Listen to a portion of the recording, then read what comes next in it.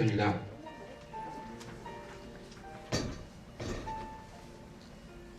여기서 제일 높은 게 양로보험이죠. 양로보험. 학기가 28%, 회사 20, 개인 8. 의료보험도 좀 높긴 하고요. 아주 가장 많은 비중은 여기 양로보험입니다. 실업보험은 미미하죠. 뭐. 공상보험 그렇고 특산보험 그렇고요. 한국과 마찬가지로 상한 하한이 있습니다. 월급을 아무리 많이 받아도 사회보험료 낼 때는 상한 기준으로 사회보험료 부과하고요. 월급이 아무리 적어도 일정 금액까지는 레이트 부과를 내라는 얘기입니다. 그래서 상한 하한 구하는 방법이 있고요. 마찬가지로 지역마다 다 다릅니다. 국경 기준으로 예시해 드렸고요. 그래서 매년 이제 연초가 되면 아마 그런 거 받으실 거예요. 인력장사회보력 노동국으로부터. 그동안 1년 동안 급여 명세 다 내라. 통계 내고 이런 거 표 잡는다는 얘기입니다. 다른 정도도 많이 있지만 그거 매년 그게 받게 되실 거예요. 중국은 이렇게 된 거죠. 그래서 중국은 사회보험 이런 종류가 있고 레이트가 이렇게 됐고 이걸 가입을 해야 됩니다. 이제 의무적으로. 다만 한국과 중국 간에는 조약이 체결돼 있어서 면제를 받게 됩니다. 면제 받을 수 있는 게 한정사회보험협정 및 행정협정의 내용입니다. 한정사회보험협정의 내용 보시면 한국에서는 국민연금 고용보험, 중국에서는 양로보험, 실업보험 이런 의미입니다. 중국에서 양로보험이나 실업보험을 가입하고 있는 중국인이 한국에 와서 일을 하게 되면 한국에서는 국민연금과 고용보험을 면제시켜주겠다. 거꾸로요. 한국에서 국민연금과 고용보험에 가입되어 있는 분이 중국에 와서 일을 하게 되면 원칙적으로 다 가입을 해야 되는데 이 조약에 의해서 양로보험과 실업보험을 면제시켜주겠다. 일정한 절차를 거치면요. 아까 보신 대로 양로보험이 제일 높았잖아요. 레이트가. 양로보험이 들어가 있습니다. 그 내용이고요. 한쪽에 됐으면 이쪽은 안 해주겠다. 그런 내용이 이제 원칙이고요. 면제 대상이 많이 있는데요. 제가 이번에 그 A 파견자 위주로만 정리를 해보겠습니다. 면제 대상 파견자들 4조에 규정되어 있습니다. 제가 쉽게 읽어보겠습니다. 한국에 사업장이 있는 본사에 의해 그 본사에서 고용된 자가요. 편하게 보면 한국 본사 직원이요. 한국 본사 직원이 그 고용과 관련해서 중국에 와서 본사를 위하여 일하도록 파견된 경우입니다. 풀어드리면요. 써있잖아요. 한국 본사 직원이 그 고용과 관련하여 본사의 고용관계와 관련해서 중국의 역량으로 와서 본사를 위하여 복무하도록 본사에 의하여 파견된 경우 이럴 때 면제 대상이 됩니다. 60개월 면제해준다는 내용이 있고요. 60개월 최장 더 연장하는 경우 60개월이 끝나면 어떡하냐 또 연장해준다 60개월 한 번 더 해주고요 30개월 해주고 무조건 해주는 건 아니고요 또 절차를 거쳐서 결국 양쪽에서 다 사회보험료 징수를 탄로하는 걸 막는 목적도 있기 때문에 관련된 정보를 교환하자. 내야 되는데 안 내는 사람 없게끔 그런 내용들이 있고요. 그 다음에 한국에서 국민연금이나 고용보험에 가입되어 있다는 조건으로 하니까 확인하겠다는 얘기입니다. 증명서를 받아오라는 얘기입니다. 대한민국 법령에 적용된 한국 본사직원은 국민연금공단이 발급하는 국민연금 가입 증명, 고용보험 가입 증명을 들고 와서 중국에 내면 면제시켜주겠다. 반대의 경우도 마찬가지고요. 증명서를 발급받고 내야 된다. 관련된 소식과 절차는 양쪽 실무당국이 정하도록 되어 있어서 이거는 국민연금공단 가시면 소식 다 나와 있습니다. 필요하면 다운받아서 쓰시면 되시고요. 면제기간은 처음 60개월, 120개월, 30개월 연장되는 거 있고요.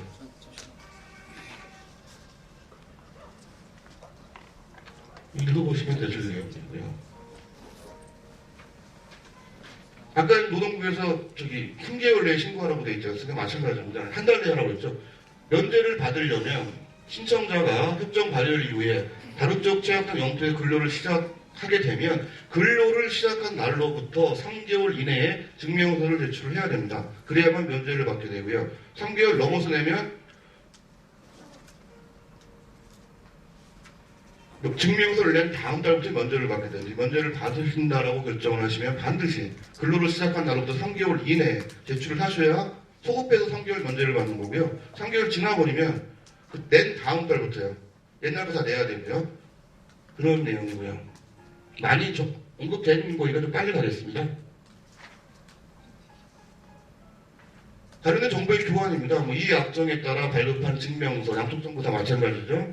관련된 정보는 증명서가 발급된 날의 다음 달에 서로 교환한다. 교환하는 정보는 증명서 유효기간 내에 증명서에 기재된 정보가 어떠한 변동이 생기는 경우, 사용자가 바뀐 경우, 사업장의 주소가 바뀐 경우, 혹은 이를 그만하고 기록하는 경우, 이런 거 전부 통보하도록 되어 있습니다. 여기가 중국이었습니다. 중국 보증 가입해야 되고, 일정한 경우는 면제를 받게 되고, 면제받는 절차, 어차피 인쇄물에 다 있으니까요. 쭉 한번 보시면 되실 겁니다. 중국 얘기했으니까 또 한국 얘기해야죠. A는 한국에서 200만원, 중국에서 200만원 월급을 받고 있었습니다. 그래서 아마 이렇게 됐겠죠. 세금도 한국에서 200만원 대상으로 냈으니까 한국의 국민연금이나 건강보험 이런 거 전부 다 200만원 대상으로만 냈을 겁니다. 그럼 중국에서 받는 200만원도 어떻게 되느냐? 한국의 국민연금 가입 시 소득은 어떻게 결정하는가? 국민연금의 부가대상 소득은 한국, 중국 또는 한중 양국에서 지급되는 소득입니다. 소득이 한국 내에서만 지급되는 경우는 한국에서 지급된 소득을 기준으로 신고하시면 되면 그 기준으로 연금 내면 된다는 얘기고요. 중국에서 일부가 지급된 경우는 중국에서 지급된 소득에 환율을 곱한 후 한국 소득과 합산하여 신고하시면 됩니다. 자, 이 내용은 2012년 9월 국민연금공단 요 관련된 설명의 자료 44쪽에 나와 있는 내용입니다. 정리해드리면 A는 한국에서 200만원 받고 중국에서 200만원 받고 있었습니다. 한국은 그 200만원에 대해서도 국민연금 내라는 얘기입니다. 한국의 국민연금 레이트는 9%입니다. 건강보험은 6.16%고요. 합해보면 건강보험은 복잡한 얘기가 많이 들어있는데요. 심플하게 가버리면 이쪽에서 26% 면제받습니다. 면제해서 중국에서. 양로보험 28%였으니까. 근데 한국에서 200만원 대상으로 해서 15% 내야 되는 묘한 상황이 벌어집니다. 어쨌든 이렇게 지금 얘기를 하고 있고요. 정리해드리면 A는 중국의 사회보험에 가입을 하는 게 원칙이고요. 일정한 절차를 밟으면 면제받을 수 있게 되고요. 면제를 받고 나면 또 한국에 가서 더 신고해서 국민연금, 경우에 따른 건강보험료 더 내야 됩니다. 여기까지가 이제 개인소득세법, 사회보험법 정리를 해드렸고요. 그래서 A 얘기로 한번 가보도록 하겠습니다. 이제 A와 한국 본사, 중국 현지 법인 보도록 하겠습니다. 아까 이제 중국 분들이 나와 설명해 주셨던데요. 어떻게 보면 좀 보완해서 자세히 설명드린다라고 보시면 되실 겁니다. 이 부분이 요즘 많이 중요한 사항들이 있어서요. 조금 천천히 가보겠습니다. 기업소득세는 당연히 우리로 치면 법인세인 거 잘 알고 계실 거고요. 기업소득세법의 쟁점은 비거주자 기업의 납세율입니다. 지금 얘기하고 있는 내용은 중국 현지 법인이나 중국 법인 얘기하고 있는 게 아닙니다. 세금은 한국 본사요.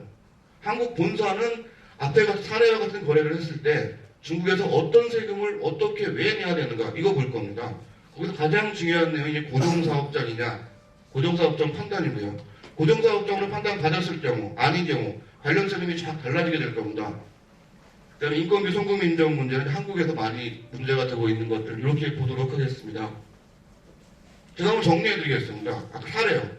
한국 본사는요 반도체 설비를 중국 현지 법인 또는 중국 내 어떤 중국 법인보다 납품을 했습니다. 돈을 받고요.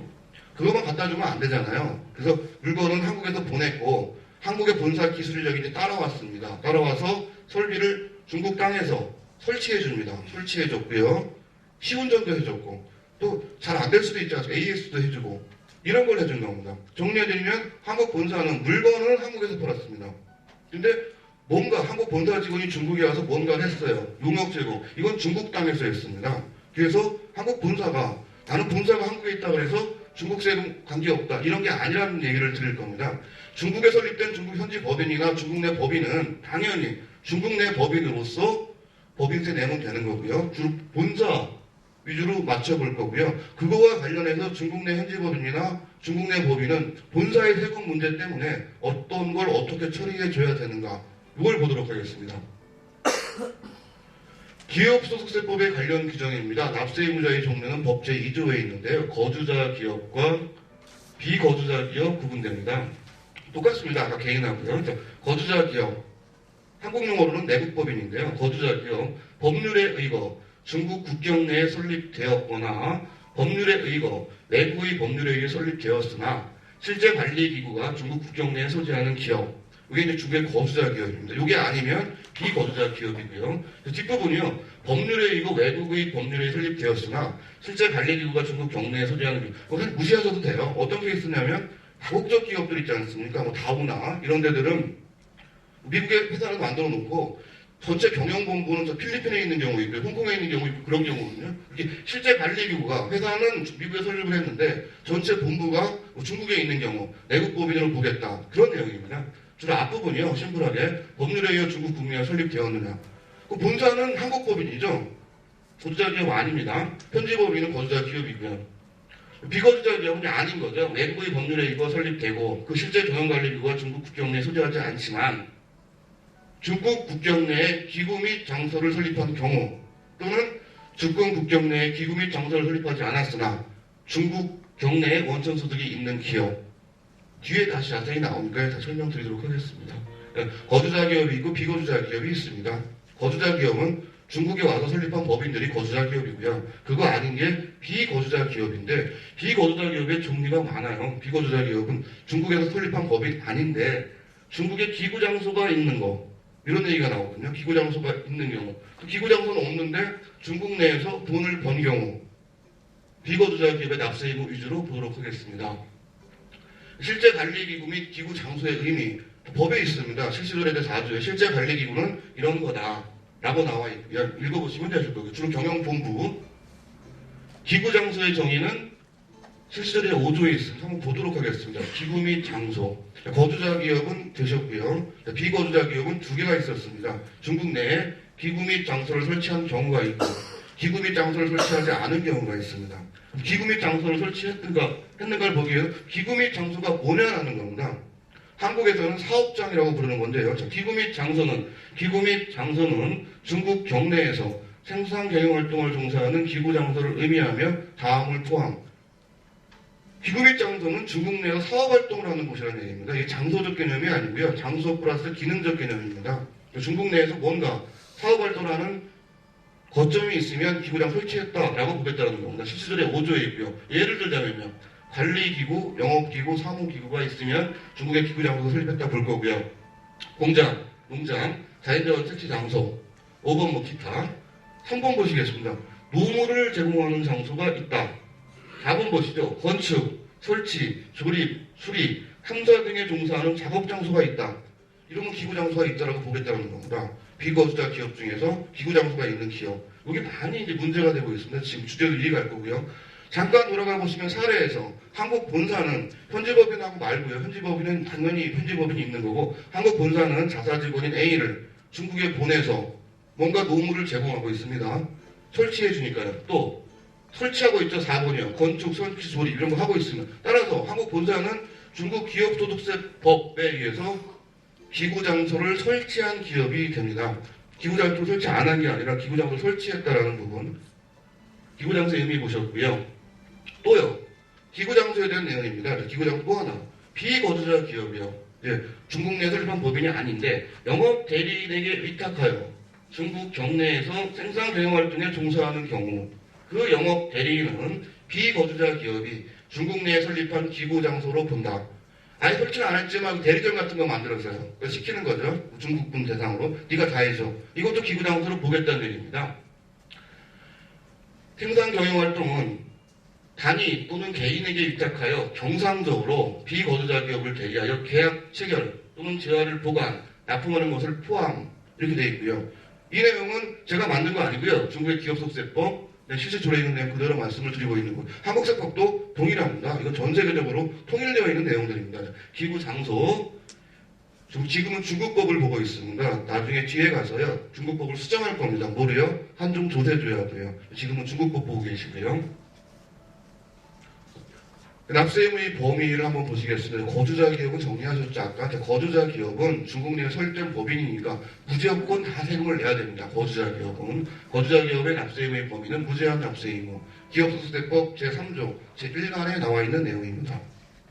비거주자 기업은 똑같습니다. 비거주자 기업이기 때문에 제한 납세 의무를 부담합니다. 다 내는 거 아니고요. 비거주자 기업을 보시면 기업소득세법 제3조 제2관과 제3관에 나와 있습니다. 자, 제2관이 이제 기구장소를 설립한 경우입니다. 비거주자 기업 중 중국 국경 내에 기구 및 장소를 설립한 경우 내야 되는 세금은요. 그 기구 및 장소가 취득한 중국 내의 원천소득 그리고 중국 국경 외에서 발생했으나 그가 설립한 기구 및 장소와 실질적인 관계가 있는 소득 비거주자 기업이 중국 내에 기구 장소를 설치하면 이 기구 장소를 걱정으로 해서 관련된 세금 다 징수하겠다는 얘기입니다. 중국 국경 내에 기구 및 장소를 설립하지 않은 경우, 안 왔거나 또는 기구 장소를 설립했는데 관계가 없는 경우, 이건 중국 내에 어쩌서 쓰죠. 그러니까 비거주자 기업은 기구 장소를 설립했느냐 안 했느냐 가지고 완전히 과세 내용이 달라집니다. 기구 장소 개념을 먼저 좀 익혀주시고요. 비거주자 기업, 거주자 기업은 됐고요. 비거주자 기업은 기구 장소가 있느냐 없느냐 문제고요. 기구 장소는 아까 보셨습니다. 다시 한번 정리해 드릴 거고요. 그럼 아까 개인소득세법하고 똑같습니다. 경내 원천 소득은 뭐고 경외 원천 소득은 또 무엇인가 보겠습니다. 기업소득세법에서 중국 경내 경외 원천 소득의 정의 7시절에 제7조에 나와 있고요. 실질적인 관계는 7시절 8조에 나와 있습니다. 중국 경내 경외 원천 소득 기업소득세법 제3조에서 언급하고 있는 경내 경외 원천의 소득은 다음의 원칙에 따라 확정한다. 재화 판매 소득은 거래 발생지에 따라서 결정한다. 아까 설비요. 설비는 한국에서 보냈잖아요. 그러니까 그거는 중국 내 원천 소득이 아닌 겁니다. 설비 보내는 거 사례에서요. 노무 제공 소득은 노무 발생지에 따라 결정. 아까 설치 용역, AS, 시운전 전부 중국에서 노무 제공이 이루어졌기 때문에 그거 관련된 소득은 중국 내 원천 소득이 됩니다. 과세 대상이 됩니다. 3번은 부동산의 안전소득은 읽어보시면 되실 거고요. 주식 배당을 원칙 읽어보시면 됩니다. 노무 제공 소득.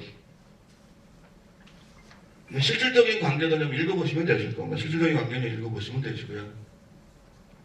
비거주자 기업의 납세이익, 이제까지 보신 내용을 천천히 한번 정리해 보도록 하겠습니다. 비거주자 기업의 납세이익, 아까 사례에서는 A입니다. 한국 본사입니다. A의 한국 본사. 비거주자 기업의 납세이익, 중국 국경 내 기구 및 장소를 설립한 경우, 납세의무의 범위. 기구 장소는 아까 말씀드렸죠. 사례에서 한국 본사 같은 경우는 본사 직원이 나와서 뭔가 이 노무를 제공하는 장소가 있기 때문에 기구 장소가 있는 거죠. 납세의 범위는 그 기구 및 장소가 취득한 중국 내 원천 소득, 그리고 중국 국경에서 발생했으나 그가 설립한 기구 및 장소와 실질적인 관계가 있는 소득. 실질적인 관계라는 게 되게 또 광범위한 개념이 될 수가 있습니다. 납세의무의 내용 보겠습니다. 비거주자 기업, 한국 본사인데 기구 장소가 설립한 경우로 판정을 받게 되면 중국 세법상 납세의무의 범위 보셨고요. 내용 보시면 납세지, 비거주자 기업이 본법 제3조 제2관에 규정한 소득을 취득하는 경우, 기구 장소를 설치한 경우죠. 그런 경우에는 기구 및 장소가 있는 곳, 여기를 납세지로 합니다. 납세지가 되고요. 비거주자 기업이 중국 경내에 이런 기구 장소가 둘 이상 있는 경우 하나 선택해서 납세의무 이행할 수 있고요. 기업소득세법 제51조의 규정이 있고요. 그다음에 세무 등기를 하는 규정이 있습니다. 이렇게 기구 장소를 설치하는 경우는 영업허가증 수령일로부터 30일 이내에 관련 증빙서 원료를 지참하여 세무기관에 세무등기를 해야 됩니다.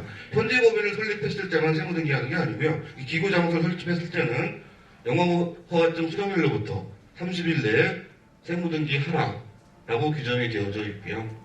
공상행정관리기관은 등록 및 영업허가증 통보하도록 되어 있고요.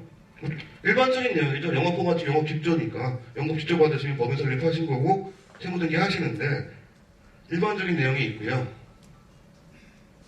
그러니까 본조 제1관 규정 이외에요. 방금 보신 내용, 영업허가증 받고, 영업직접 발급받고 사업활동하는데 이외에 납세자의 세무등기와 원천징수 의무자의 원천징수 의무 등록 업무에 대한 처리 방법은 국무원에서 규정한다. 세수징수관리법 제15조에 규정이 되어 있습니다. 그다음에 국가기관과 개인을 제외하는, 그러니까 영업직조 받는 데 말고요. 국가기관과 영업직조 발급받은 데 말고 국가기관과 개인을 제외한 나머지는 납세 의무가 발생하는 날부터 30일 이내에 관련 증빙서류를 지참하여 소재지 주관세무기관에 세무등기 신청을 해야 한다. 세수징수관리법 제12조에 있습니다. 구체적인 세무등기 방법, 다른 데는 알잖아. 영업조 내에서 법인 설립하면 영업조 나오고 그거 받았으면 30일 내에 세무등기, 이건 정해져 있는데 그렇지 않은 케이스들은 국가세무처국이 정한다라고 규정이 되어 있고요. 그 내용 보도록 하겠습니다. 세무등기, 경외기업이, 비거주자 기업이죠. 경외기업이 중국 경내에서 건축, 설치, 조립, 탐지공사를 청부하거나 용역을 제공할 경우 프로젝트 계약 또는 협의서 체결 당일로부터 30일 이내에 프로젝트 소재지 세무기관에 신고하여 세무등기를 하여야 하며, 이때 세무기관은 정상적인 영업직조 나온 게 아니니까 임시세무등기 증서 및 부본을 발행한다. 세무등기 관리 방법 제10조 국가세무총국령 이때 나온 거였습니다. 아까 이제 국세국에 나오신 분이 이 말씀 설명해 주셨어요. 한문으로. 그다음에 제가 좀 도안 설명해 드리는 거고요. 그 다음에 세무등기 내용 조금 보시면 외부 기업 밑에 줄침부 세무등기 관리 완벽하게 관한 통지 국세발, 이게 이제 세무등기 관리 방법으로 국가세무총국령, 국가세무총국이 발표한 부문규정입니다.